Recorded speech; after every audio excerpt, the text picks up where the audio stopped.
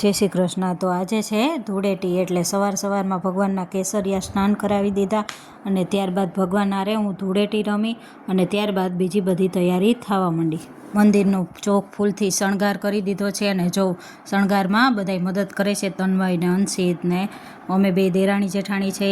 જો મંદિરનો ચોક તો મસ્ત શણગાર થઈ ગયો છે અને મંદિરનું આંગણું પણ ખૂબ જ સરસ લાગે છે અને લાલજી મહારાજ પણ ખૂબ જ સરસ લાગે છે અને રવાડી શણગાર કરવા આવ્યા હતા એ પણ થઈ ગઈ છે અને હવે ભગવાનને રવાડીમાં બિરાજમાન કરી દીધા છે। આ ભગવાનનું નાનું સ્વરૂપ છે અને ભગવાનને રવાડીમાં બેસાડી દીધા ને પછી અમે દેરાણી જેઠાણીએ બેએ ભગવાનને ચોખા ને ચાંદલો કરીને વધાવી દીધા અને પછી રવાડી નીકળવાની તૈયારી। અમારે પરંપરાગત ઝાઝા વર્ષો થયા રવાડી નીકળે છે અને જો મંદિરની બહાર નીકળી છે હવે રવાડી। આ રવાડી વર્ષમાં એક જ વાર નીકળે છે અને બધા જ હોળી માતાજીની પરિક્રમા કરે છે અને બહુ મોટી સંખ્યામાં ભાવિક ભક્તો જોડાયા છે રવાડીમાં અને બધાએ ધૂન કીર્તન ગાતા ગાતા નીકળી ગઈ છે ભગવાનની રવાડી।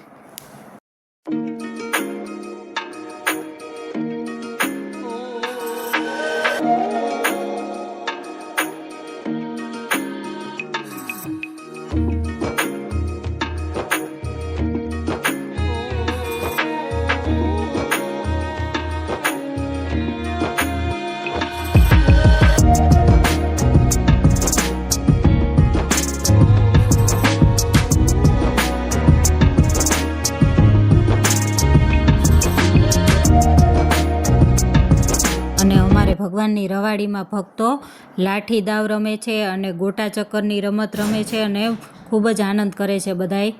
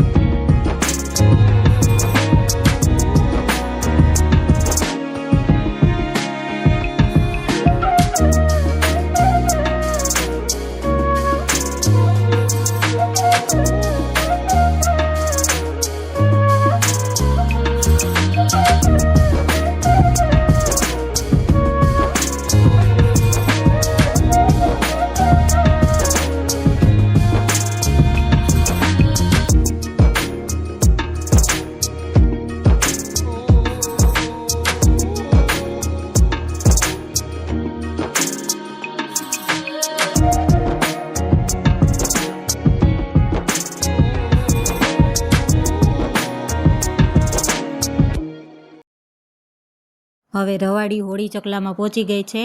અહીંયા સૌથી મોટી હોળી અહીંયા હોળી ચકલામાં થાય છે અમારે માંગરોળમાં.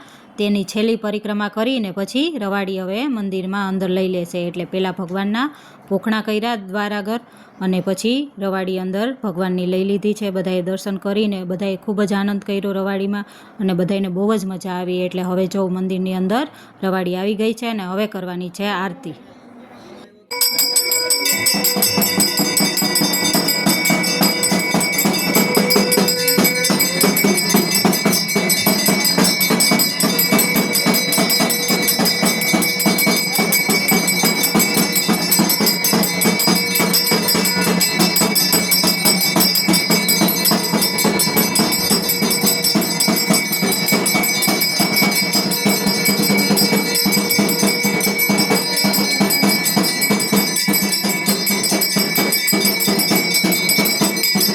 આરતી બાદ ભગવાનને લઈ અને મંદિરમાં બિરાજમાન કરી દેશે અને બહાર હોળી ચકલામાં છે મટકી ઉત્સવ.